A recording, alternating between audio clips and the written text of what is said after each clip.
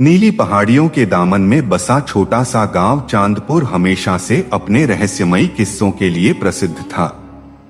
गांव के बुजुर्ग कहते थे कि यहाँ के घने जंगलों में कभी जिन्नात और आधी रात को गाने वाली परियां रहती थी। मगर मेहरीन, जो 25 साल की एक अकेली लड़की थी, इन कहानियों पर कभी यकीन नहीं करती थी। वह तो बस अपने वीरान से घर में अपने बीमार पिता की देखभाल करती, खेतों में काम करती और शाम को अकेली दरिया के किनारे बैठकर सितारों को देखा करती। मेहरीन के घर के पीछे एक पुराना बेर का पेड़ था, जिसके बारे में कहा जाता था कि वह किसी जिन का निवास है।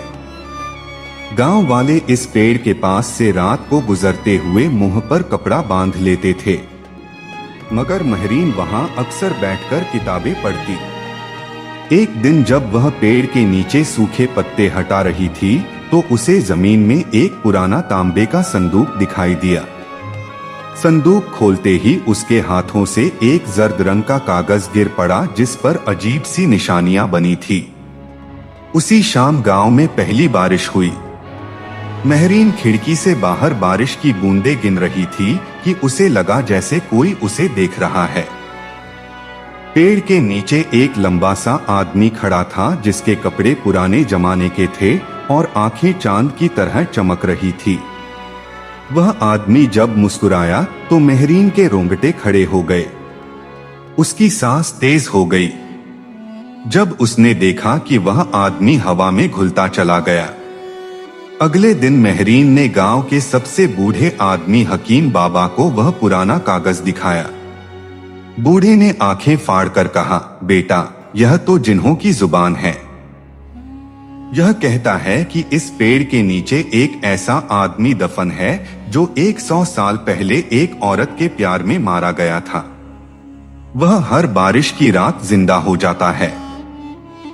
मेहरीन को यकीन नहीं आया, मगर अगली बारिश की रात जब वह अपने कमरे में लेटी थी, तो उसे कोई दरवाजा खटखटाने की आवाज सुनाई दी।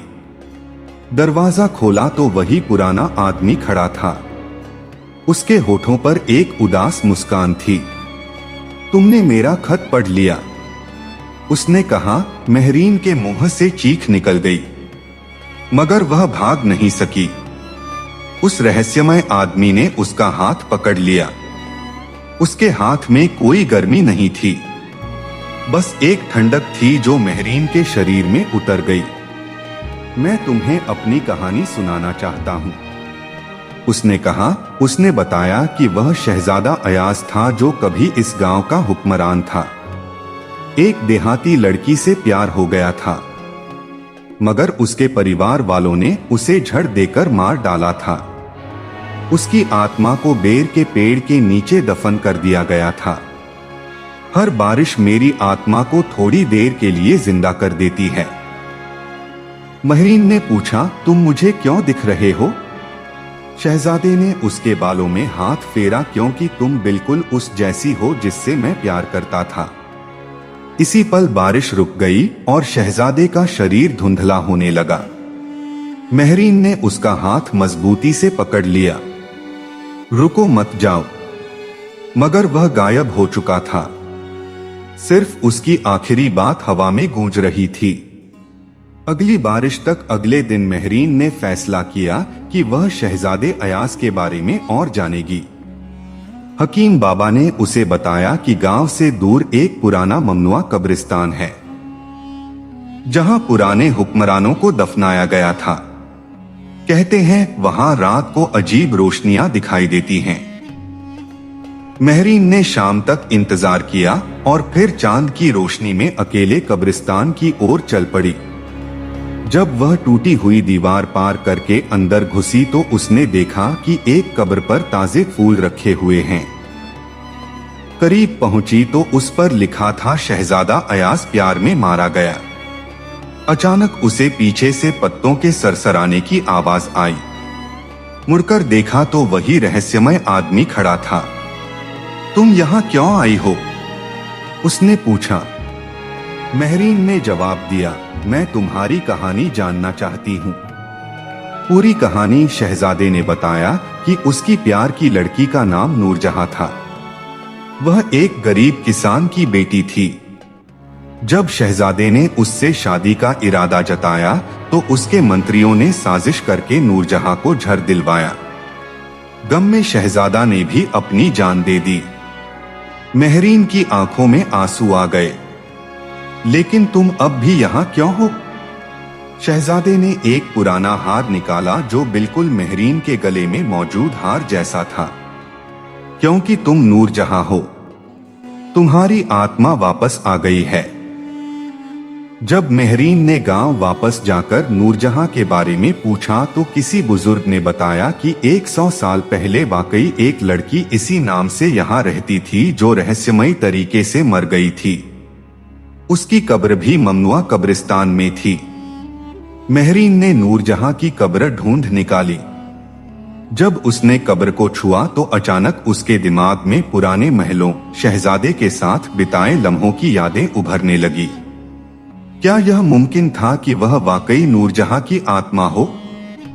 शहजादे ने बताया कि उसके साथियों मंत्रियों ने उस पर श्राप डाला था कि वह हर 100 साल बाद सिर्फ बारिश की रातों में जिंदा हो सकता है।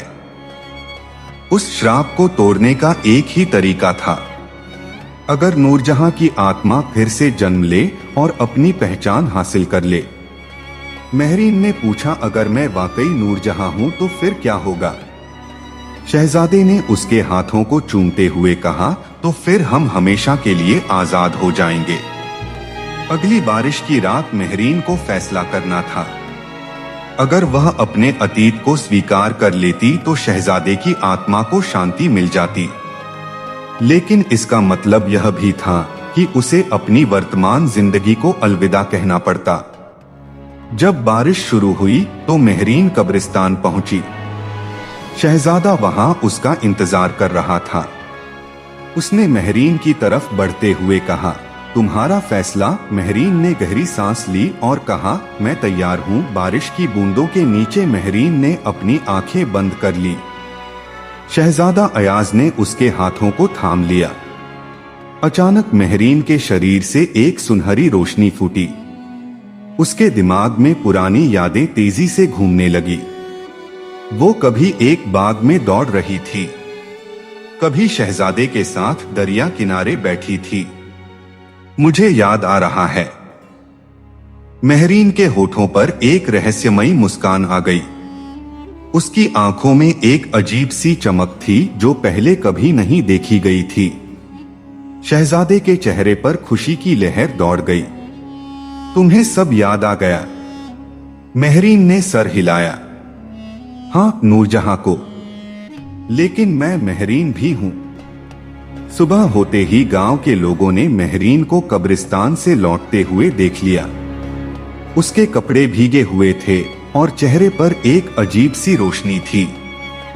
गांव के बुजुर्ग ने चिल्लाकर कहा, यह लड़की जिन्हों के साथ रहती है। लोगों ने मेहरीन के घर का घेराव कर लिया। हमें इसे गांव से निकालना होगा।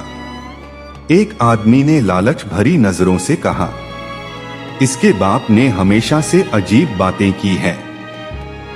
मेहरीन के बीमार पिता ने दरवाजे पर आकर कहा, तुम सब जानते हो कि मेरे परिवार पर यह सब क्यों हो रहा है। तुम्हें डर है कि कहीं सच सामने ना आ जाए। रात को मेहरीन के पिता ने उसे एक डरावना राज बताया। यह गांव वाले ही थे जिन्होंने शहजादे और नूरजहां को मार दिया था। उन्हें डर था कि अगर शहजादे ने एक आम लड़की से शादी कर ली तो उनकी ताकत खत्म हो जाएगी। पिता ने एक पुराना खत निकाला। यह तुम्हारी असली मां ने लिखा था। तुम नूरजहां की औलाद हो। तुम्हारी रूह में उसकी यादें जिंदा है। मेहरीन का दिल धड़क रहा था। तो क्या मैं, हाँ बेटा, तुम ही इस लानत को तोड़ सकती हो। अगली रात गांव वालों ने मेहरीन के घर को आग लगाने का फैसला किया। जब वे मशाले लेकर आए तो अचानक आसमान पर बादल गरजने लगे। जोरदार बारिश शुरू हो गई। शहजादा अयाज हवा में प्रकट हुआ। उसकी आंखों में गुस्सा था। तुम सबने जो किया अब उसका बदला लिया जाएगा। मेहरीन ने उसका हाथ थाम लिया। नहीं, बदला नहीं, बस अब हमें आजाद होने दो। बारिश के बीच मेहरीन और शहजादे का शरीर रोशनी बनकर आसमान की ओर उठने लगा। गांव वाले दहशत से देखते रह गए। बारिश के बाद की सुबह गांव वालों ने जब बेर के पेड़ के नीचे 2 नई कब्रें देखी तो उनके रोंगटे खड़े हो गए। एक बुजुर्ग ने कांपती हुई आवाज में कहा, यह तो वही कब्रें हैं जो 100 साल पहले मिटा दी गई थी। गांव के कुछ नौजवानों ने कब्रों को खोदना चाहा, लेकिन जैसे ही उन्होंने पहला फावड़ा मारा, जमीन से एक अजीब सी लाल रोशनी निकलने लगी। एक जोरदार धमाके की आवाज आई और सभी लोग बेहोश होकर गिर पड़े।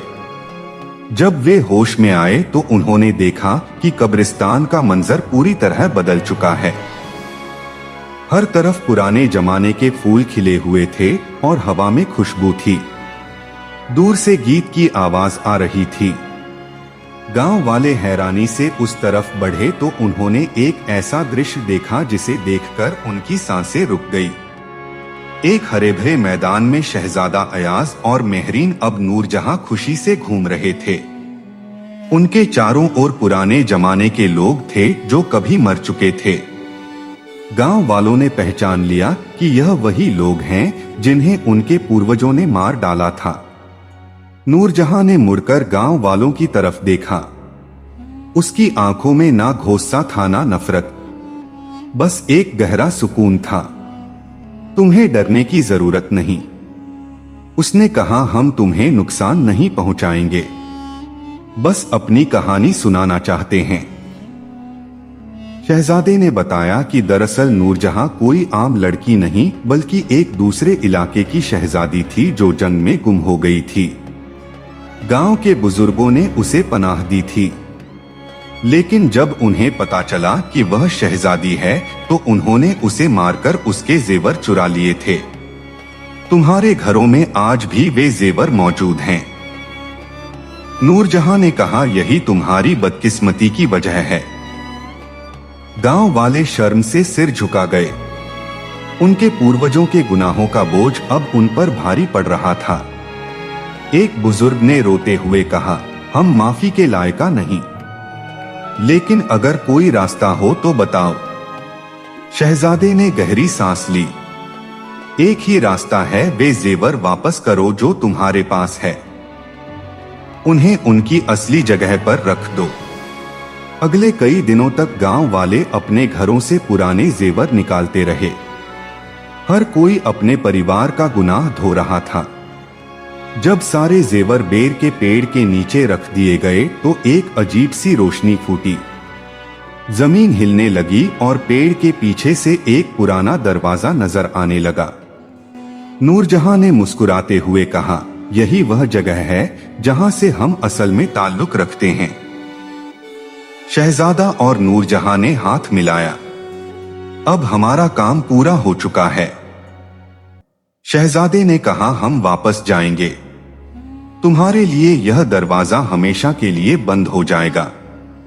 गांव वालों ने विनती की, लेकिन हम फिर कभी तुम्हें नहीं देख पाएंगे? नूरजहां ने मुस्कुराकर जवाब दिया, हम हमेशा तुम्हारे आसपास होंगे, बस देखने वाली आंखों की जरूरत होगी। दरवाजे से एक सुनहरी रोशनी फूटी। शहजादा और नूरजहां धीरे धीरे उस रोशनी में विलीन होने लगे। गांव वालों ने देखा कि जाते जाते दोनों ने एक दूसरे की ओर मोहब्बत से देखा। फिर अचानक सब कुछ खत्म हो गया। दरवाजा गायब हो चुका था। बेर का पेड़ अब एक आम पेड़ लग रहा था। गांव वालों ने महसूस किया कि जैसे उनके दिलों से कोई बोझ उतर गया है। इस वाक्य के बाद चांदपुर गांव कभी पहले जैसा नहीं रहा। लोगों ने अपनी जिंदगियां बदल दी। जो जवर बचे थे उन्हें एक अजायब घर में रखवा दिया ताकि आने वाली नस्लें अपनी तारीख ना भूले। आज भी जब कभी चांदपुर में बारिश होती है तो कुछ लोग कहते हैं कि उन्हें बेर के पेड़ के पास से हंसी की आवाजें सुनाई देती हैं। कुछ ने तो दावा किया है कि उन्होंने एक शहजादे और शहजादी को हाथों में हाथ डाले चलते देखा है, जो बारिश की बूंदों में गुम हो जाते हैं। लेकिन सबसे हैरत की बात यह है कि अब जब भी कोई बेर के पेड़ के नीचे बैठता है, उसे एक अजीब सा सुकून महसूस होता है, जैसे कोई उसे कह रहा हो, तुम्हें डरने की जरूरत नहीं, मोहब्बत हमेशा जिंदा रहती है। एक दिन जब चांदपुर गांव अपने रोज के कामकाज में डूबा हुआ था और लोग पुरानी कहानियों को महज कल्पना समझकर भूल चुके थे, तभी कुछ ऐसा हुआ जिसने सालों पुरानी उस दास्तान को फिर से जीवित कर दिया। आसमान में बादल छाए हुए थे, हल्की बारिश हो रही थी और वही पुराना बेर का पेड़ जिसके नीचे कभी एक सुना था, रोज उस पेड़ के नीचे बैठा करता था। लोगों को लगता था कि वह बस पेड़ की छाव में खेलता है, लेकिन वह वहां किसी अनकही शांति की तलाश में बैठा करता था। उस दिन जैसे ही बारिश की कुछ बूंदें उसके चेहरे पर गिरी, उसने अपनी आंखें बंद की और अचानक अपनी माँ की ओर मुड़कर जोर से कहा, माँ। उसकी आवाज बिल्कुल साफ, मीठी और गूंजदार थी। पूरे गांव में सन्नाटा छा गया, लोग दौड़ पड़े। उसकी माँ की आंखों से आंसू बहने लगे और सबकी जुबान पर एक ही सवाल था, यह कैसे हुआ? उसी पल कुछ लोगों ने देखा कि बेर के पेड़ के ऊपर हल्की सुनहरी रोशनी लहराई और उसमें दो परछाइयां उभरी, एक राजकुमार और एक राजकुमारी जो एक दूसरे का हाथ थामे मुस्कुरा रहे थे। वो नजारा बस कुछ पल का था, लेकिन उसकी गहराई ने हर दिल को छू लिया। लोगों को समझ आ गया कि नूरजहां और राजकुमार कहीं नहीं गए, वो यहीं है, हर बूंद में, हर हवा के झोंके में और उस बेर के पेड़ की हर पत्ती में। उस दिन के बाद से चांदपुर बदल गया, लोग और ज्यादा एकजुट हो गए, रिश्तों में मिठास आ गई और बेर का पेड़ गांव की आत्मा बन गया। आज भी जब कोई उस पेड़ के नीचे बैठता है तो उसे ऐसा लगता है जैसे कोई अदृश्य हाथ उसके कंधे पर रखकर कह रहा हो, डर मत, मोहब्बत कभी मरती नहीं, वो बस नजर से उझल हो जाती है पर दिलों में जिंदा रहती है।